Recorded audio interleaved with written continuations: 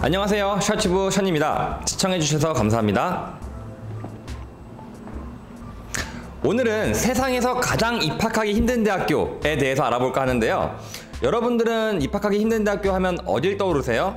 미국 같은 경우는 하버드나 프린스턴, 서울 같은 경우는 서울대, 일본 같은 경우는 도쿄대 이렇게 있겠죠. 그런데 의외인 대학교가 세상에서 가장 입학하기 힘든 대학교일 수도 있어요. 여러분 놀라지 마세요. 하버드 같은 경우는 일단 합격률이 4.5%입니다. 그리고 프린스턴 같은 경우는 5.5%예요. 한마디로 100명이 지원하면은 5명 정도가 합격을 하는 거죠. 근데 지금 말씀드릴 대학교는 무려 2.1%입니다. 제가 생각하는 세상에서 가장 입학하기 힘든 대학교는 바로 뉴욕 대학교입니다. 뉴욕 대학교? 네, 명문이에요. 근데 우리가 알고 있는 그 뉴욕 대학교가 하버드보다 입학하기 힘들다는 납득하기 힘들겠죠. 뉴욕 대학교의 합격률은 27.7%로 대략 30% 정도 됐는데요. 어떻게 하면 이 뉴욕 대학교가, 그리고 왜 이 뉴욕 대학교가 입학하기 힘든 걸까요?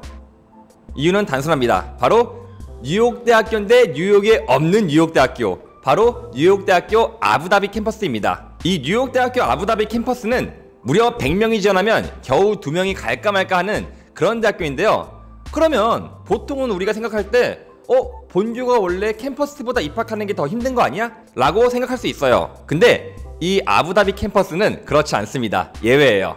신기하죠?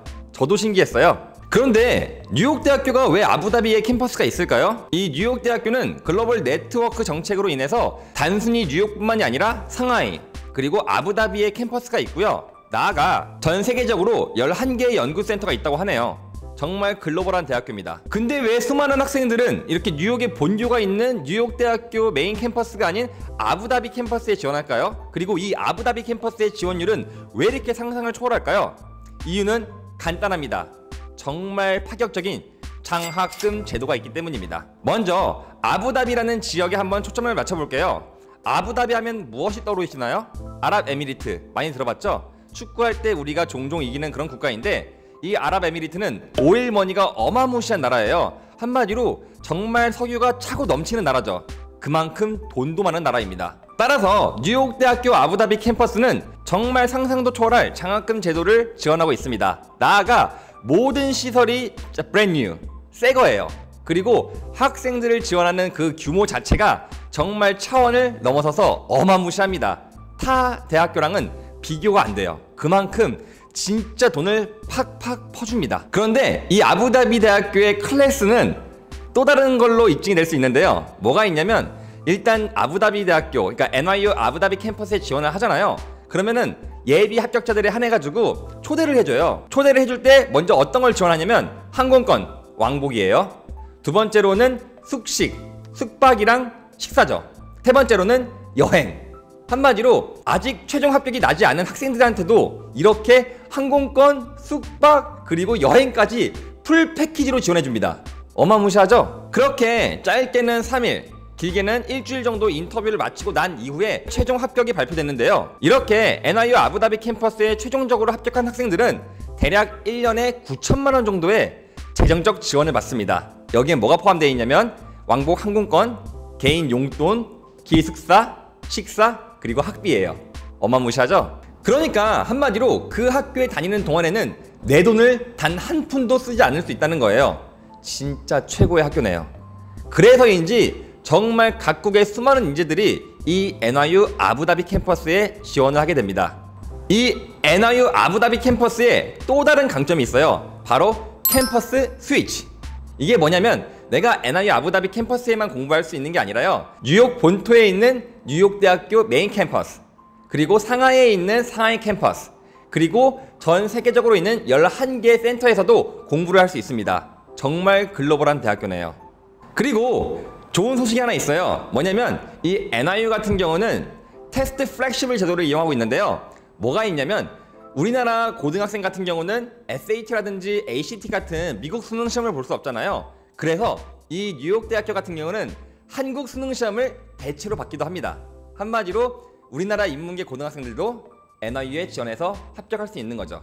신기하죠? 저도 신기했어요. 이렇게 장점이 너무나도 많아요. NYU 같은 경우는 글로벌한 그런 대학교이기도 하고요.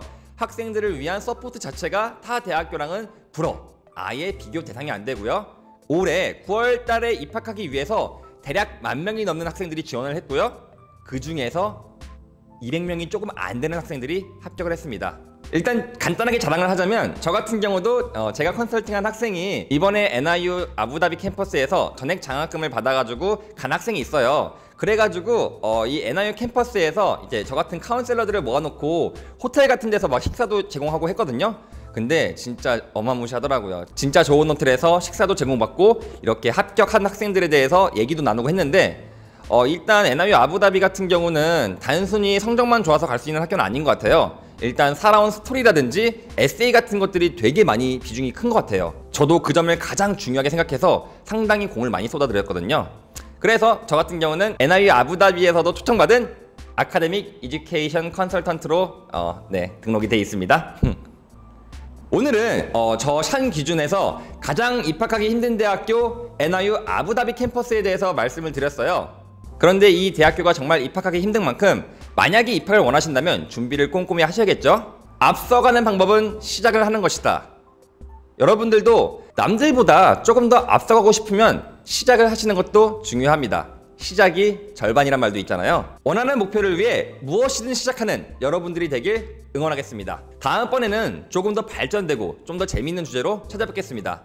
항상 시청해주신 여러분 감사합니다. 샤투브 샤이니였습니다. 감사합니다.